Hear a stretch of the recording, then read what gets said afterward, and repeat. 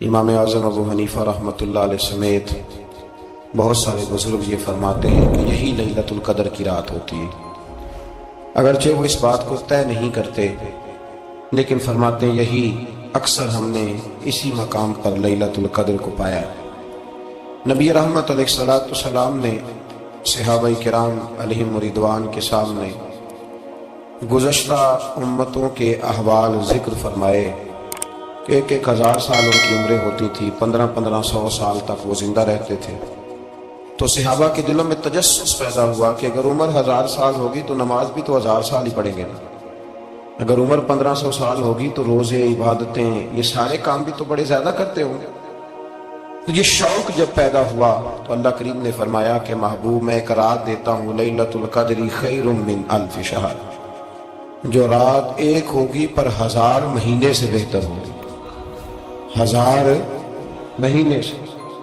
یہ رات اگر کسی کو میسر آ جاتی ہے اور پھر وہ صدق دل کے ساتھ، یعنی توجہ کے ساتھ، انہماک کے ساتھ، احتساب کی نیت سے، گناہوں کی معافی کی نیت سے اگر وہ اس رات کا قیام کرتا ہے، عبادت کرتا ہے، ذکر کرتا ہے، دعا کرتا ہے، تو محبوب کریم علیہ السلام نے وعدہ فرمایا ہے کہ اللہ اس کے پچھلے سارے گناہوں کو معاف فرما دے۔ دین، شریعت، قرآن، اسلام یہ بحث کرنے نہیں آیا دنیا میں۔ علماء جو بحث کرتے ہیں وہ توضیحات کے لیے، تشریحات کے لیے، تفاسیر کے لیے، وہ ان کا مقام ہے، لیکن ہم جو عوام بحث کرتے ہیں تو سمجھ لیں کہ دین بحث کرنے کے لیے نہیں آیا، دین تو عمل کرنے کے لیے آیا، اس پر عمل کیا جائے گا، عمل کی کوشش کی جائے گی۔ قرآن مجید نے کہا من عمل صالحا من ذکر او انثی، جو کوئی بھی اچھے عمل کرے چاہے وہ مرد ہو یا عورت ہو، وہو مؤمن، شرط یہ ہے کہ وہ مومن ہو، فَلَنُحْيِيَنَّهُ حَيَاةً طَيِّبَةً، فرمایا ضرور ہم اسے پاکیزہ زندگی عطا فرما دیں گے۔ جو عمل والے لوگ ہوتے ہیں انہیں اللہ کون سی زندگی دیتا ہے؟ حیات طیبہ، پاکیزہ زندگی۔ اللہ پاک، صاف ستھری، غلاظتوں سے پاک زندگی دیتا ہے جو بندہ عمل کرتا ہے۔ توبہ کا مطلب یہ ہوتا ہے کہ میں پچھلے گناہ پہ شرمندہ ہوں اور آئندہ نہ کرنے کا پکا وعدہ کرتا ہوں۔ انسان ہے، وعدے کے باوجود بھی کہیں غلطی کر لیتا ہے تو اللہ معاف کرنے والا ہے، لیکن وہ ساری رات روتا رہا، ہر مسجد سے چیخنے کی آواز آئی، اس نے ساری رات مسجد میں رو کے گزاری، لیکن جھوٹ چھوڑنے کا اس کا ارادہ ہی کوئی نہیں۔ وہ تو کہہ رہا ہے 3 دن کا رمضان رہ گیا ہے، پھر میں نے دیکھ نہیں لینا تمہیں۔ فساد چھوڑنے کا اس کا پروگرام ہی کوئی نہیں۔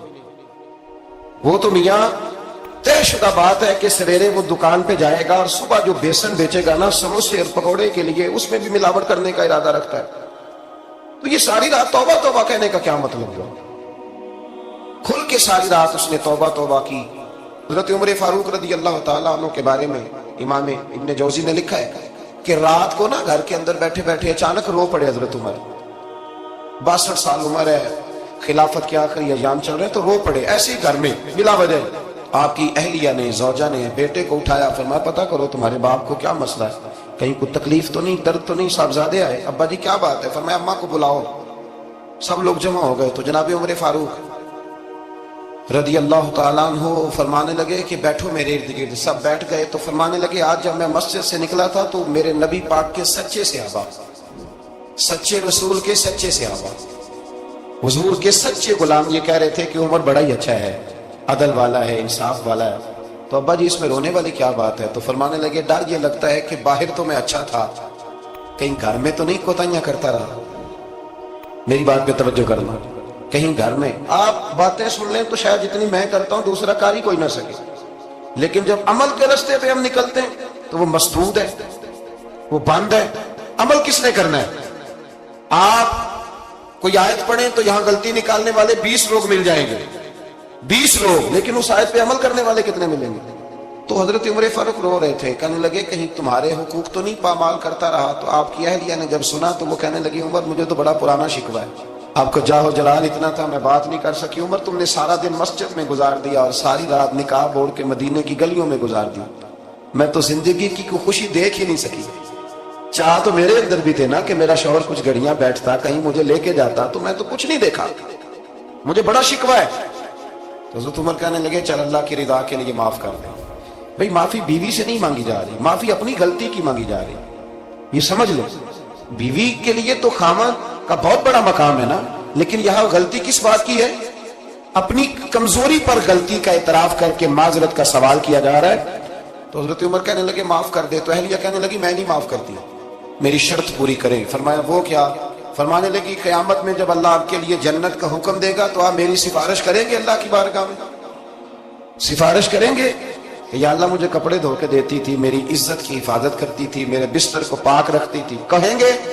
تو حضرت عمر فرمانے لگے تیرے ساتھ وعدہ رہا، رب نے اگر عمر کو اپنے فضل، اپنے کرم اور اپنے محبوب کے صدقے جنت دی تو عمر تیرے بغیر جنت میں نہیں جائے گا۔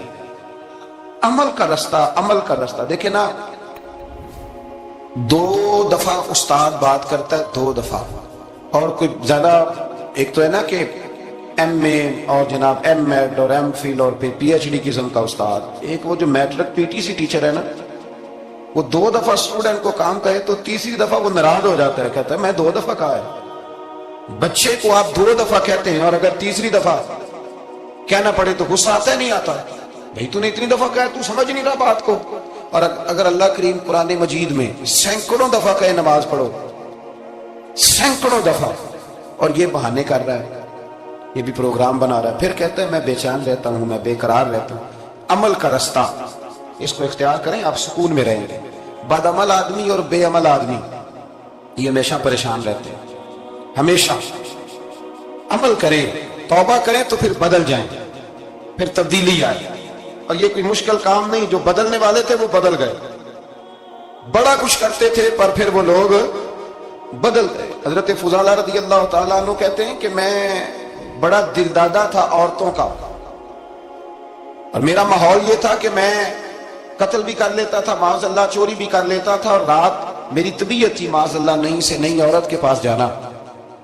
کہتے ہیں ابو جہل نے اعلان کیا کہ جو نبی پاک علیہ السلام کا سر اقدس معاذ اللہ کاٹ کے لائے گا، نقل کفر، کفر نہ باشد، 100 سرخ اونٹ انعام ملے گا۔ تو میں نے ارادہ کر لیا کہ میں بہت سارا انعام حاصل کروں گا۔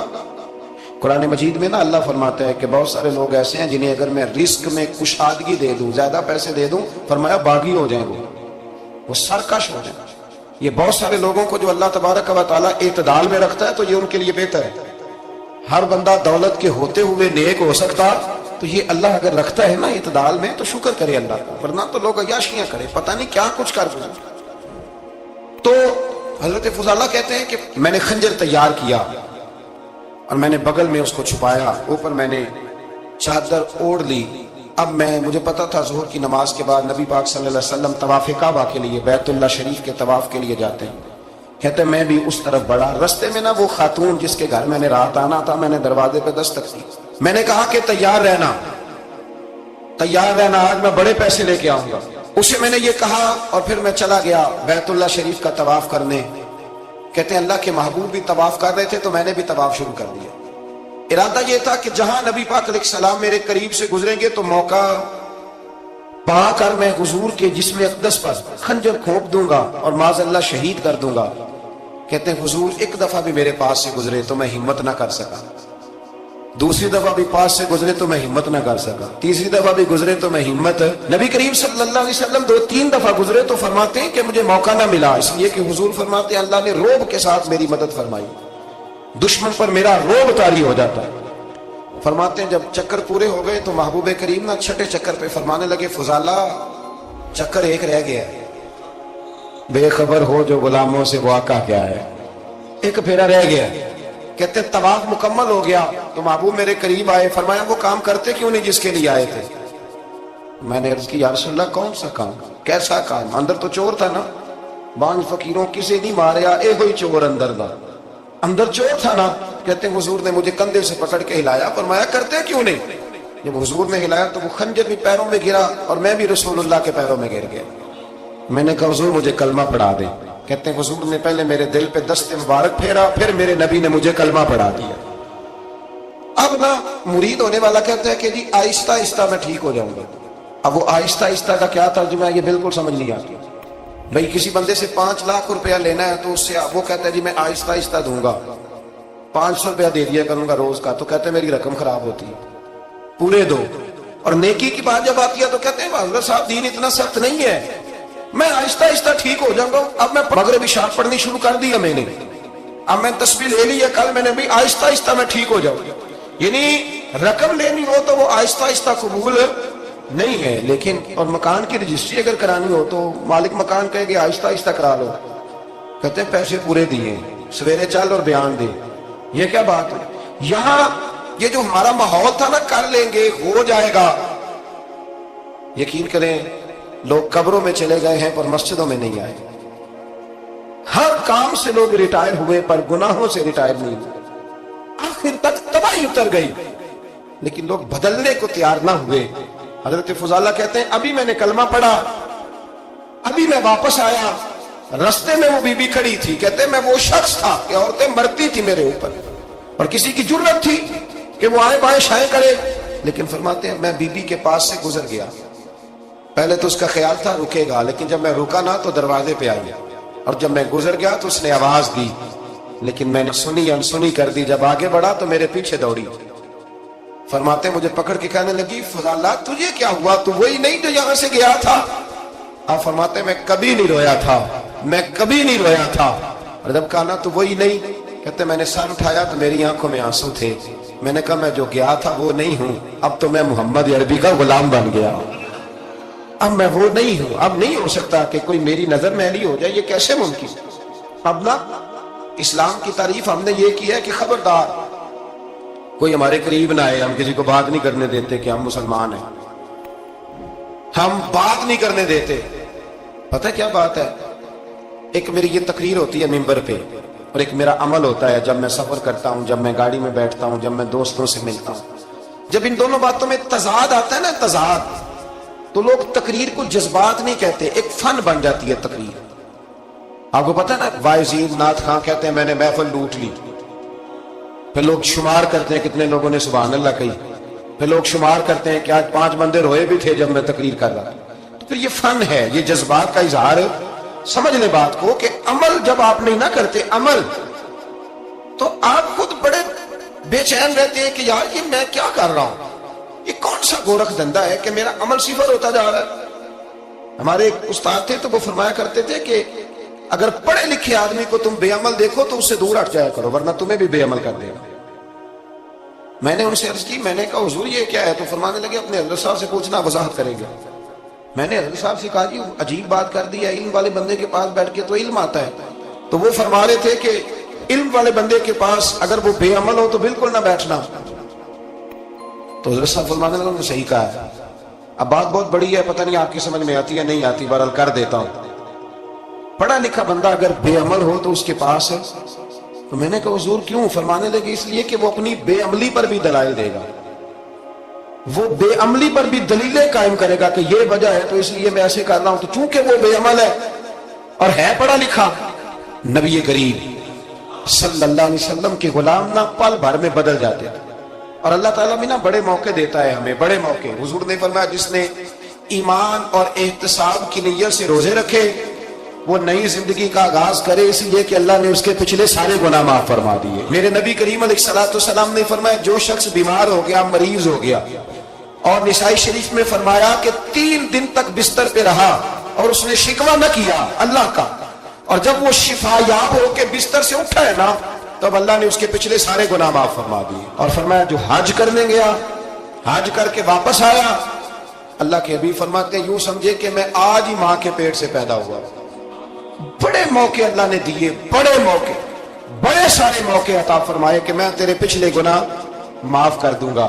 تو بھی تو نئی زندگی کا آغاز کرنا, تو بھی تو شروع کرنا نئے سرے سے, تو بھی تو بدل کے آنا, تو بھی تو اپنے اندر تبدیلی پیدا کرنا. سالوں بیت گئے, ہمیں سالوں بیت گئے, تقریر کرتے, تقریر سنتے, قرآن سنتے, پورا پورا قرآن سنتے, ترجمہ اور تفسیر لوگوں نے پڑھ پڑھ کے بڑا بڑا جگہوں پہ لوگ دلائل دیتے, بات کرتے. کب وہ وقت آئے گا جب ہم عمل کریں گے؟ تھوڑا تھوڑا مجھے سفر کرنا پڑتا ہے, دنیا میں گھومتا رہتا ہوں, تو کچھ چیزیں ایسی ہوتی ہیں جو کبھی کبھی انوکھی ہو جاتی ہیں. میں ایک جگہ پہ تھا تو وہاں 4 5 6 عمرے کے ٹکٹ تھے محفل میں. تو ہمارے آپ کو پتہ ہے نا وہ جو دلیلوں والے لوگ ہیں ان بیچاروں کو بھی کوئی دلیل نہیں ملتی. تو ایک صاحب مجھے کہنے لگا جی عمرے کا ٹکٹ دینا جائز ہے قرآن اندازی کر کے؟ میں نے کہا یار چلو جائز ہی رہنے دو, تیری مہربانی. کہ اب اس پہ بھی اعتراض آ گیا. میں نے کہا 100% جائز ہے, کوئی اس میں کوئی ایسی بات نہیں ہے. لیکن اندازی تو شروع ہو گئی جو حدیث میں نہیں آئی، عمرے کے ٹکٹ والی ہے جائز، پر نبی پاک نے جس قرآن اندازی کا کہا تھا وہ کب ہوگی؟ حضور نے فرمایا تمہیں پہلی صف کے ثواب کا پتہ چل جائے تم قرآن اندازی کرو۔ حضرت عبداللہ ابن مسعود فرماتے ہیں تمہیں پتہ چلے اذان کا ثواب کتنا تم قرآن اندازی کرو۔ کب کرنی ہے؟ کون پڑھے گا اذان؟ کون یہ آگے بڑھ کے کام کرے گا؟ بھئی جو قرآن اندازی حدیث میں ہے وہ کب ہوگی؟ یہ تو قرآن اندازی شروع ہو گئی اور ہو رہی ہے، اب تو لوگ جہیز دینے لگے ہیں قرآن اندازی کر کے۔ یہ ماحول بن گیا۔ دین عمل کرنے کے لیے آیا، جو حکم میرے نبی پاک کے غلاموں کو ملا انہوں نے عمل کر کے دکھایا، انہوں نے عمل کر کے دکھایا، وہ عمل کے میدان کے لوگ تھے۔ حضرت ابوبکر صدیق سے زیادہ روایات مروی نہیں ہیں، اگر ڈھونڈنے نکلو گے تو زیادہ قول نہیں ملیں گے ان کے۔ حضرت عمر فاروق کے زیادہ اقوال، زیادہ ارشادات آپ کو نہیں ملیں گے۔ حضرت سیدنا عثمان غنی کی زیادہ باتیں آپ کو نہیں ملیں گی، ان کا عمل ملے گا، ان کا کردار ملے گا، ان کا لب و لہجہ ملے گا، زندگی گزارنے میں کیا طریقہ اختیار کیا وہ آپ کو ملے گا۔ اب تو وہ لوگ رخصت ہو گئے جن کے عمل سے لوگ زندگی پکڑتے تھے، عمل سے، کردار سے۔ تو عمل کا رستہ کب اختیار کریں گے؟ آگے کب بڑھیں گے؟ میرے رسول کریم صلی اللہ تعالی علیہ وسلم کے غلام عمل کرتے تھے، اور جب عمل کرتے تھے پھر اس کا ریزلٹ آتا تھا۔ یاد رکھنا، ریزلٹ نیتوں کا آتا ہے، ارادوں کا آتا ہے، عمل کا آتا ہے۔ گفتگو کا ریزلٹ، آپ بڑا اچھا سبق سنا لیں تو پیپر نہ دیں تو پاس ہوں گے کہ فیل؟ آپ تو کہہ رہے تھے وہ مجھے سارا ہی آتا تھا۔ تو عمل آپ کرتے ہیں تو عمل پر نتیجہ ہوتا ہے، عمل پر، عمل پر۔ حضرت عبداللہ ابن مبارک رحمت اللہ علیہ کے جو والد تھے نا، ان کا نام مبارک تھا، وہ ایک باغ میں رہا کرتے تھے، باغ کی دیکھ بھال کرتے تھے بڑے صاف ستھرے، بڑی ان کی طبیعت میں نکھار تھا۔ آج مسئلہ ہمارے ملک کا یہ ہے کہ ہمارے ملک میں صرف سیاستدان ہی جو ہے وہ غلط کام نہیں کرتا، یا بہت بڑی انڈسٹری ہو تو وہاں خرابی نہیں ہوتی، بلکہ ریڑھی والے کا بھی اگر ہاتھ پڑ جائے نا تو چھوڑتا وہ بھی کوئی نہیں، الا ماشاءاللہ۔ وہ بھی جو اچھے اچھے آم ہوتے ہیں وہ فرنٹ پہ لگائے ہوتے ہیں، اس نے دکھانے کے لیے اور ہوتے ہیں اور دینے کے لیے اور ہوتے ہیں، اور وہ کہتا ہے کہ یہ بھی تو میں نے بیچنے ہیں نا، تو بھئی اگر یہ بھی بیچنے تھے تو اکٹھے لگانے چاہیے تھے، لیکن معیار ہے نا ہمارا، عمل کا رستہ مسدود ہے۔ حضرت مبارک جو تھے وہ مالی کے طور پر غریب آدمی تھے تو کام کاج کرتے تھے۔ تو ایک دن باغ کا مالک آ گیا، اس نے آ کے آپ سے کہا کہ کنوں کا باغ تھا، اس نے کہا کہ لاؤ ایک، کنوں لا کے دیا تو کھٹا تھا، اس نے کہا یہ نہیں ٹھیک، دوسری درخت سے لاؤ، دوسرے سے لائے تو وہ بھی کھٹا تھا، تیسرے سے لائے وہ بھی کھٹا تھا۔ کہنے لگا بیٹے کتنے سال ہو گئے تمہیں؟ تو فرمانے لگے 10-12 سال۔ تو کہنے لگے تمہیں ابھی بھی نہیں پتا کس جگہ کا کنوں میٹھا ہے، سارے کڑوے لائے ہو؟ تو آپ فرمانے لگے آپ نے مجھے دیکھ بھال کے لیے رکھا ہوا ہے، کنوں چکھنے کے لیے نہیں رکھا، مجھ سے قسم اٹھا لیں کبھی میں نے چکھا بھی ہو، اس لیے کہ میرے ذمے اور کا۔ باغ کا مالک اتنا خوش ہوا کہ اس نے آزاد بھی کر دیا، اپنی بیٹی کا نکاح بھی کر دیا، اور وہ باغ بھی آپ کو تحفے میں ہی دے دیا۔ ان کے حضرت عبداللہ بن مبارک پیدا ہوئے۔ ان کے والد گرامی کہتے ہیں کہ ایک دن پھر ایسا ہوا کہ میں نے نا باغ بڑا سجایا، سوارا، محنت کری، تو بادشاہوں کو بھی کچھ چیزیں پسند آ جاتی ہیں نا، اور ہمارے ملک میں تو ڈھیر سارے لوگ بادشاہ ہیں، ڈھیر سارے لوگ بادشاہ ہیں۔ اگر کسی تگڑے بندے کو کسی غریب کی جھونپڑی پسند آ گئی پھر اسے دینی ہی پڑے گی، بلکہ ایسی ایسی خبریں سننے کو ملتی ہیں کہ چودھری صاحب نے آ کے کہا ہے کہ مفت دینی ہے کہ پیسے لے کے دینی ہے، یہ یہاں تک خبریں۔ تو بادشاہ آ گیا، اس نے دیکھا بڑا سجا سنورا باغ ہے، اس نے حضرت مبارک سے کہا کہ مجھے نا جوس بنا کے پلاؤ کنوں کا۔ تو حضرت نے اسے نا جوس دیا، اس نے پیا تو بڑا مزہ آیا، کہنے لگا کہ گلاس اور نہیں دیتے؟ حضرت اور بنانے لگے تو اس کے دل میں نا اس سے پہلے خیال آ گیا کہ باغ بڑا شاندار ہے اور پھل بھی بڑا مزیدار ہے، تو قبضہ نہ کر لوں، اپنا ہی نہ ہو جائے، یہ اس کو دیتے ہیں تھوڑے بہت پیسے، یہ نکل جائے گا، نہ بھی نکلا تو ڈانٹ دیں گے۔ اتنی دیر میں نا حضرت مبارک رحمت اللہ تعالیٰ علیہ ایک گلاس شربت کا اور بنا کے لے آئے، بادشاہ کو دیا نا، تو اب جو گلاس آیا تو کڑوا تھا، اسیلا تھا، کھٹا تھا، تو بادشاہ کے گلے کو پڑا تو کہنے لگا یہ تم نے کیا کیا؟ پہلے تو بڑا میٹھا تھا، باغ وہی ہے تو ذائقہ کیسے بدل گیا؟ تو آپ فرمانے لگے وہ بادشاہ کی نیت بدلی ہے نا، بادشاہ کی نیت بدلی ہے تو اس کا بھی ذائقہ بدل گیا ہے، تو نیت نہ آپ کی بدلتی۔ اور یہ حضور کا فرمان ہے، فرمایا اللہ کے کچھ بندے ایسے ہوتے ہیں جو اللہ کے دیے ہوئے نور سے دیکھتے۔ کہا آپ کی نیت بدل گئی تو اس کا ذائقہ بدل گیا۔ اب بادشاہ نے دل میں کہا نہیں یار بندہ کہہ تو ٹھیک ہی رہا ہے، یہ تو اس کی محنت سے اللہ نے پھل دیا، مجھے ایسا نہیں کرنا چاہیے۔ تو حضرت دوڑ کے گئے تو دوسرا جوس کا گلاس بنا کے لائے، اب دیا تو میٹھا تھا۔ کہنے لگا اب کیا ہوا؟ فرمانے لگے آپ کی نیت ٹھیک ہو گئی ہے تو رب نے ذائقہ بھی ٹھیک کر دیا ہے۔ نبی پاک علیہ السلام نے فرمایا اللہ تو تیرے گمان کے قریب رہتا ہے، تیرے گمان کے۔ یہ میں بچوں کو نا تھوڑے دن پہلے میں انہیں کہہ رہا تھا دین میں آگے بڑھنے کے لیے کوئی سیاست نہ کرنا، کوئی چکر نہ چلانا۔ میں نے چکر چلانے والے لوگ ہمیشہ پیچھے رہ جانے والے دیکھے۔ تھوڑا کر لینا پر اتنا کرنا جتنا مخلص ہو کے ہو سکے۔ کوئی چکر چلانا، کسی کھاتے میں پڑنا، اس سے بچنا، نہ پیچھے رہ جاؤ۔ میں نے بڑے بڑے تیز لوگوں کو زندگی میں زیرو دیکھا ہے، اور بڑے بڑے سادے لوگ جن کو 50,000 روپیہ گننا پڑ جائے تو تھک جائیں، لیکن اللہ نے انہیں دیا ہے تو بغیر حساب کتاب ہی عطا فرمایا ہے۔ تو ہم نہ نیتوں کے بل بوتے پر عمل کریں، خالی باتیں نہ کریں۔ آپ کا جو عمل ہوگا وہ آسانی کر دے۔ حضرت حبیب اجمی بڑے مالدار تھے۔ دنیا میں ڈھیر سارا فساد مالداروں کی وجہ سے ہوتا ہے۔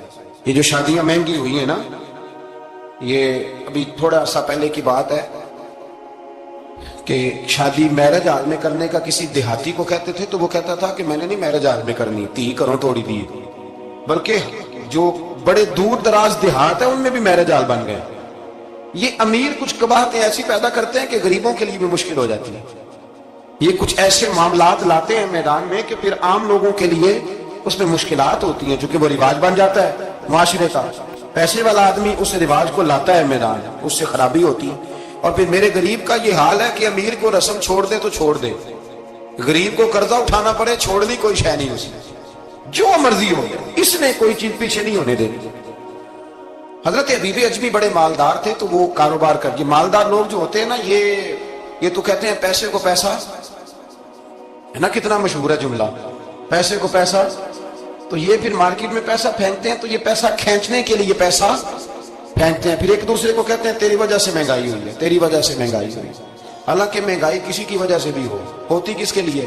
غریب کے لیے۔ مطلب پیٹرول مہنگا ہوا تو کرایہ بڑھ گیا بس کا، لیکن پیٹرول سستا ہوا تو کبھی کرایہ بھی سستا ہوا ہے، اس نے ادھر ہی رہنا ہے۔ تو مہنگائی کس بیچارے کے لیے؟ غریب کے لیے، جس نے گھر جانا ہے نا، اس نے گھر جانا ہے۔ ابھی ہمارے ایک بچے نے جانا تھا تو سفر لمبا تھا تو کہہ رہا تھا 1000 روپیہ میرے پاس ہے پر کرایہ 1500 لگتا ہے۔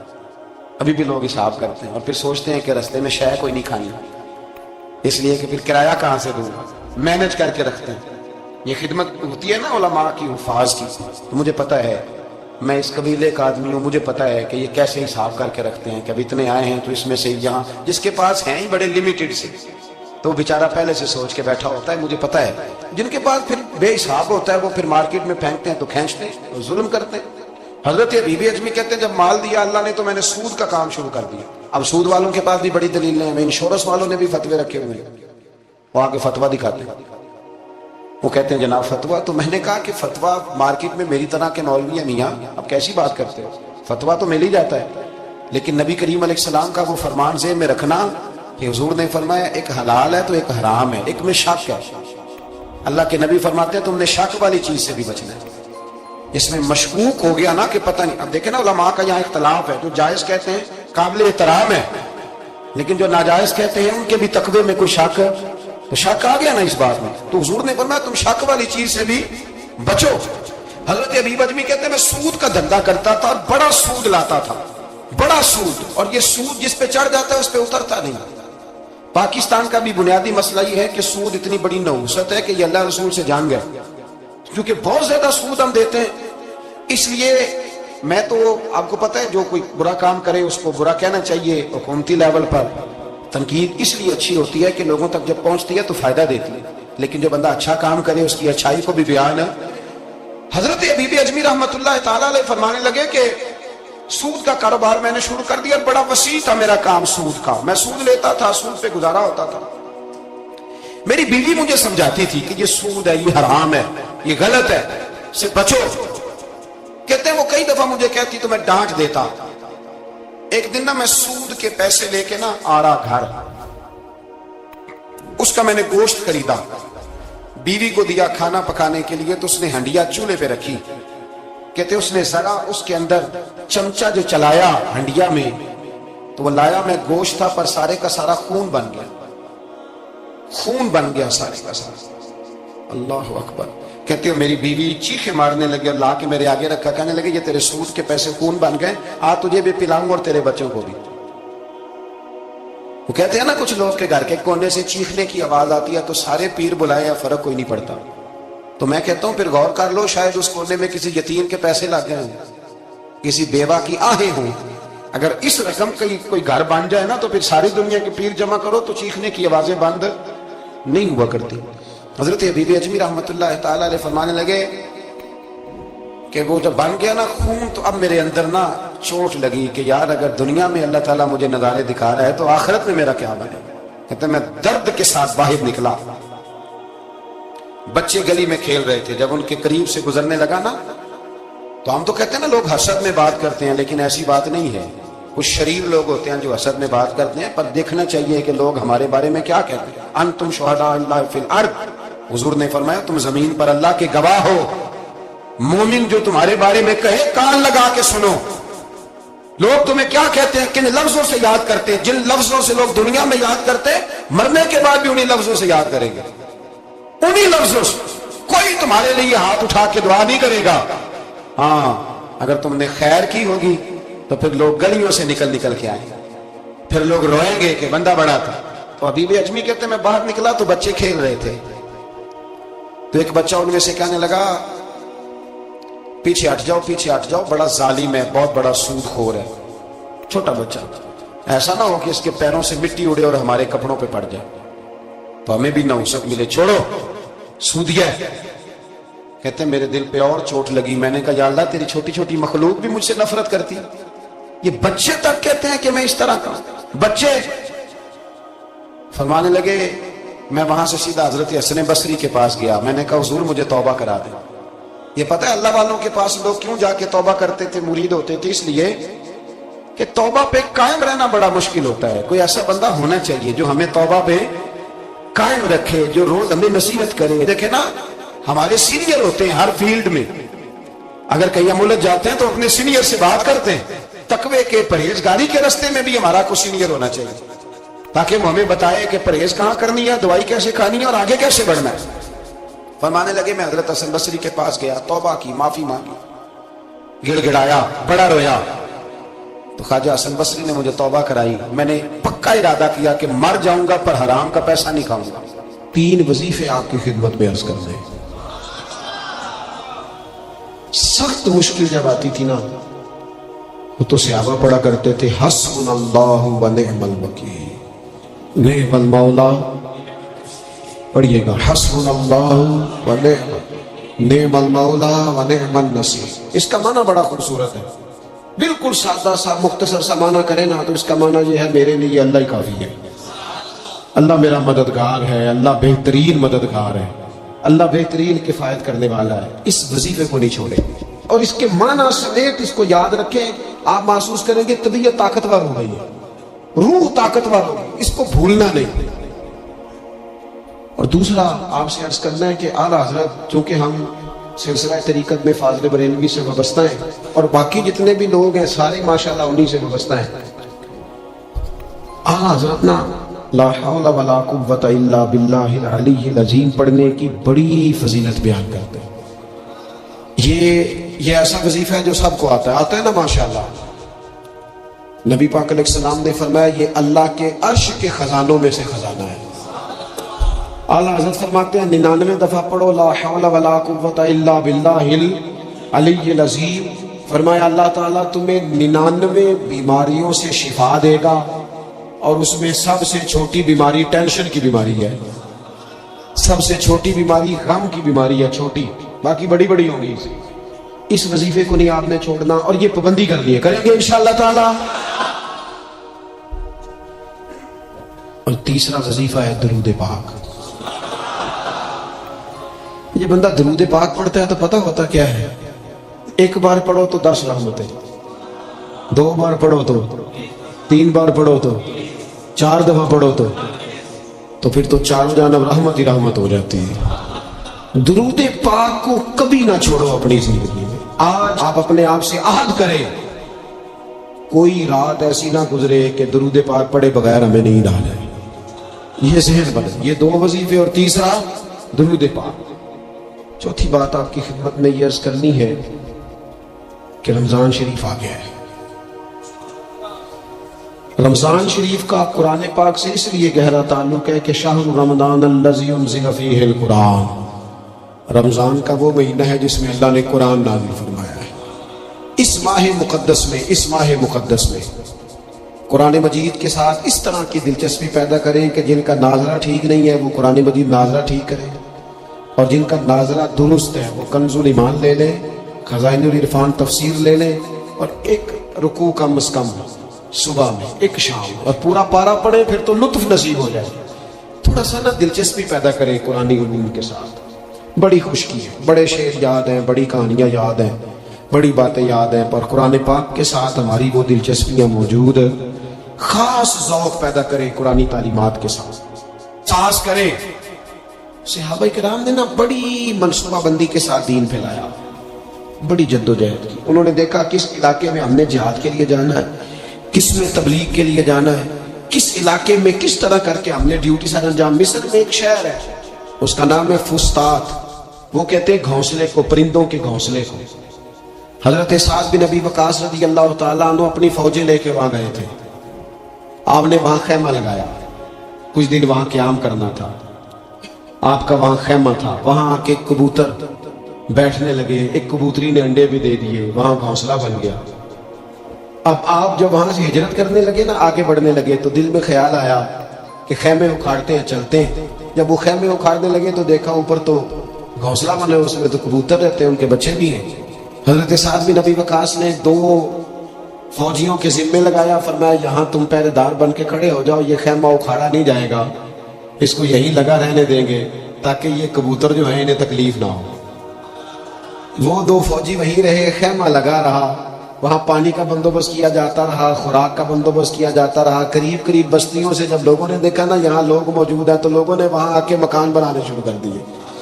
وہ ایک پرندے کے گھونسلے کی حفاظت کے لیے کچھ دیر 2 سپاہی رکے تھے، اللہ نے وہاں پورا شہر آباد فرما دیا ہے۔ تو آپ ایک گھونسلے کی حفاظت شروع کریں، انشاءاللہ شہر آباد ہو جائے گی۔ لیکن ہم گھونسلوں کی حفاظت کرنے کو بھی تیار ہیں۔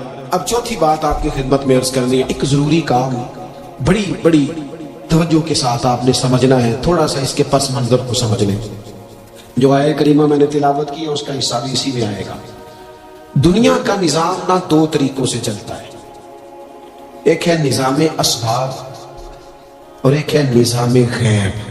ایک نظام اسباب سے چلتا ہے کہ آگ جلاتی ہے، پانی ٹھنڈا کرتا ہے، انسان ماں باپ کے ملاپ سے پیدا ہوتا ہے۔ دنیا نظام اسباب سے چلتی ہے اور اسی ترتیب سے نظام آگے چل رہا ہے۔ اور ایک ہے نظام غیب، جب اللہ اپنی رحمت کا فیصلہ فرمائے۔ تو ایک نظام وہ بھی ہے، وہ کیسے ہے؟ آگ جلاتی ہے، لیکن جب رب چاہے نا تو حضرت ابراہیم کے لیے ٹھنڈی ہو جاتی ہے۔ یہ کیا ہے؟ یہ نظام غیب ہے۔ نظام اسباب یہ ہے کہ ماں باپ کے ملاپ سے اولاد پیدا ہوتی ہے، اور اگر رب چاہے نا تو حضرت عیسیٰ علیہ السلام کو بغیر باپ کے بھی پیدا فرما دیتا ہے۔ ہم جو مسلمان ہیں نا، ہماری ساری کی ساری توجہ نظام اسباب پہ ہو گئی ہے۔ اسباب پورے جمع کرو، لیکن اپنے رب کی بارگاہ کی طرف رجوع بھی کرو۔ کئی دفعہ نا اسباب سارے بندے کے ہاتھ سے چھوٹ جاتے ہیں، پھر اسے ضرورت ہوتی ہے دست غیب کی، اللہ اس کی مدد کرے۔ حضرت زنیرہ رضی اللہ تعالیٰ عنہ، یہ صحابیہ ہیں، یہ مسلمان ہو گئی، کفار نے انہیں مارا، تکلیف تھی، بڑی اذیت سے گزری، یہاں تک کہ ان کی بینائی چلی گئی۔ دور تھا مکے کا، کفار کی عورتوں نے معاذ اللہ تانا دیا کہ دیکھا نا لات و منات، یہ ان کے بتوں کے نام ہے، معاذ اللہ، لات و منات تیری نظر لے گئے، اب تو کیا کرے گی؟ تو انہوں نے جب یہ تانا دیا تو جناب زنیرہ رضی اللہ تعالیٰ عنہ نا ایمان، عقیدہ، یقین، توکل، اللہ کی بارگاہ کی طرف رجوع، سارے حوصلے جمع کر کے کہنے لگی چپ کرو، اگر میرا رب چاہے گا تو اسی طرح میری آنکھیں واپس لوٹا دے گا، پورے توکل سے۔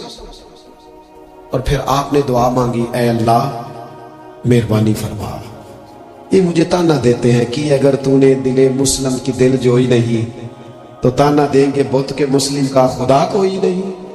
مالک مہربانی فرما، وہ رجوع اللہ کیا، رات کو سوئی تھی تو آنکھوں میں روشنی نہیں تھی، جب صبح اٹھی تو دونوں آنکھوں کو اللہ نے روشن فرما دیا تھا۔ میں عرض کر رہا ہوں کہ وقت ہے ہمارے اوپر کہ اب ہمیں اپنے رب کی بارگاہ کی طرف رجوع کرنا چاہیے۔ جب بندہ اللہ کی جانب رجوع کرتا ہے نا، نبی پاک علیہ السلام نے فرمایا جب تم استغفار کرتے ہو نا تو اللہ ہر مشکل سے نکلنے کے لیے تمہیں رستہ عطا فرماتا ہے، اور اللہ تمہیں وہاں سے رزق عطا کرتا ہے جہاں سے تمہارا کبھی گمان بھی نہیں گیا ہوتا۔ کبھی نہ توجہ کریں، جب پوری طرح ٹوٹ جائے نا پھر توجہ کریں رب کی جانب، جب پوری کوشش کریں کام نہ ہو تو پھر بیٹھ جائیں اپنے مالک کی بارگاہ، مالک اسباب جمع کر لیں اب تو مدد فرما۔ جب پوری طرح حضرت ابراہیم علیہ السلام کے پاس مہمان بڑے آیا کرتے تھے، مہمان نواز بھی بڑے تھے، بغیر مہمان کے کھانا ہی نہیں کھاتے تھے، بڑے مہمان نواز تھے۔ تو قحط پڑ گیا مصر میں، غلہ ہی نہیں ملتا۔ حضرت ابراہیم کا ایک دوست تھا، آپ فلسطین میں تھے، وہ مصر میں تھا۔ آپ نے اس کے پاس اونٹ بھیجے کہ 4-5 اونٹوں پر غلہ اناج رکھ کے مجھے روانہ کر تاکہ میں اپنے جو میرے پاس مہمان جمع ہیں ان کو کھانا تو دے سکوں۔ وہ اونٹ روانہ ہو گئے۔ حضرت حکیم الامت مفتی احمد یار خان صاحب رحمۃ اللہ لکھا ہے چلے گئے اونٹ۔ اب مہمان جمع ہیں، ان کو بھی خبر دے دی گئی ہے کہ آپ فکر نہ کریں، غلہ مصر سے آنے لگا ہے، کھانا ملے گا۔ لیکن جب وہاں اٹھ گئے تو انہوں نے کہا قحط چونکہ بہت زیادہ تھا، اناج ساری ہم تقسیم کر چکے ہیں، اب تو ہمارے پاس غلہ نہیں ہے۔ وہ خالی آ گئے واپس۔ جب وہ خالی واپس آ رہے تھے نا اونٹ، تو جو آپ کے خدام لینے گئے تھے ان کے دلوں میں یہ خیال آیا کہ ہم اگر خالی واپس جائیں گے تو وہ جو مہمان ہیں وہ دیکھیں گے تو وہ تو بڑی آس امید لگائے بیٹھے ہیں کہ ہمیں آج کھانا ملے گا، تو وہ تو بیچارے مایوس ہو جائیں گے۔ انہوں نے اس طرح کیا کہ رستے میں کچھ ریت بھر لی ان بوریوں میں اور اونٹوں پہ ان کو رکھ لیا تاکہ پھر جا کے حضرت ابراہیم سے عرض کریں گے، وہ خود ہی لوگوں کو سمجھا دیں گے، ایسے خالی اونٹ لے جانا بہتر نہیں۔ حضرت حکیم الامت رحمۃ اللہ علیہ لکھتے کہ حضرت ابراہیم علیہ السلام آرام فرما تھے، خدام نے جا کے اندر جہاں وہ سامان رکھا جاتا تھا وہاں ریت سے بھرے ہوئے بوریے رکھ دیے، وہ چلے گئے۔ حضرت ابراہیم کی زوجہ جناب ہاجرہ اٹھی، انہوں نے کہا میں منہ کھولتی ہوں، گلے کا گندم پیستی ہوں، کھانا بنا کے دیتی ہوں۔ جب انہوں نے منہ کھولا نا اس کا، بوری کا، توڑے کا، اس بوریے کا، تو کہتی ہیں اتنی بہترین گندم نکلی کہ میں نے زندگی میں کبھی نہیں دیکھی تھی۔ پیسی گئی، پکائی گئی، کھانا چلنے لگ گیا۔ حضرت ابراہیم علیہ السلام بیدار ہوئے، دیکھا لنگر چل رہا ہے، مخلوق خدا کھا رہی ہے، دنیا آوے تے کھا جاوے تے راضی ہوئے بلا، لوگ کھا رہے ہیں، چل رہا ہے سلسلہ۔ تو حضرت حاجرہ وہ خواتین گھر میں کچھ چیز آئے نا تو کہتی ہیں اس دفعہ چاول بڑے اچھے آئے، اس دفعہ گندم بڑی اچھی آئی، یا آٹا پس کے آیا، یہ بڑا عمدہ ہے۔ تو حضرت جناب حاجرہ رضی اللہ تعالیٰ عنہ حاضر بارگاہ ہو کے عرض کرنے لگی یہ جو آپ کا مصری یار ہے نا اس نے جو گندم بھیجی ہے بڑی کمال ہے۔ تو حضرت ابراہیم تو جانتے تھے بات کو، فرمانے لگے یہ میرے مصری یار نے نہیں بھیجی، یہ میرے عرشی یار نے بھیجی ہے، یہ عرشی یار نے بھیجی ہے۔ اور وہ جب بھیجتا ہے تو کمال بھیجتا ہے، وہ جب عطا کرتا ہے تو بے حساب ہی عطا کرتا ہے۔ جو آیہ کریمہ میں نے قرآن مجید کی پڑھی ہے اس میں اللہ کریم نے فرمایا یا ایھا الذین آمنوا توبوا الی اللہ توبۃ نصوحا، اے ایمان والو اپنے رب کی طرف رجوع کرو، اپنے رب کی بارگاہ میں توبہ کرو، پر توبہ سچی کرنا، رجوع الی اللہ کرو، اللہ کی طرف رجوع کرو۔ بعض اوقات سارے نظام ختم ہو جاتے ہیں، نظام اسباب، اس وقت ضرورت ہوتی ہے رجوع الی اللہ کی کہ نظام غیب آئے۔ حضرت سارہ رضی اللہ تعالی عنہا جو جناب ابراہیم علیہ السلام کی اہلیہ ہیں، آپ ایک رستے سے گزر رہی تھی، حضرت ابراہیم علیہ السلام آپ کے ساتھ تھے، تو جس رستے آپ تشریف لے جا رہے تھے اس رستے میں بادشاہ بڑا ظالم تھا، وہ معاذ اللہ تعالیٰ ثم معاذ اللہ عورتوں کو گرفتار کر لیتا اور اپنی بدباطنی کا ثبوت دیتا۔ وہاں سے جناب سارہ گزری، مسند امام احمد بن حنبل سے یہ حوالہ عرض کر رہا ہوں۔ حضرت سارہ کو اس نے گرفتار کر لیا، جب وہ جناب سارہ کی طرف بڑھنے لگا تو اب وہ جتنے اسباب تھے نا اس وقت کے سارے اختیار کیے گئے لیکن اس بادشاہ سے جان نہیں چھوٹی. جب وہ بڑھنے لگا تو جناب سارا نے پھر رب کریم کی طرف رجوع کیا, مصلی پہ بیٹھ گئی, کہنے لگی مالک اب تو ہی کرم فرمانے والا ہے.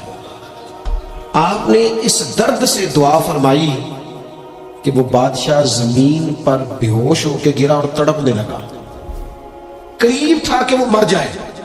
تو حضرت سارہ پھر مصلی پہ بیٹھی اور اپنے مالک کی بارگاہ میں عرض کرنے لگی مالک اگر یہ مر گیا تو مجھ پہ الزام آئے گا کہ میں نے مارا ہے, اسے مارنا بے ہوش ہی فرما.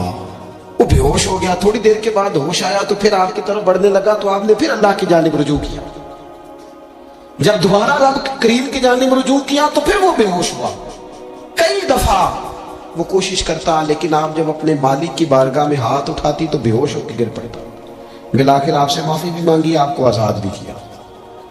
ایک وقت ایسا آتا ہے جب سارے اسباب جواب دے جاتے ہیں.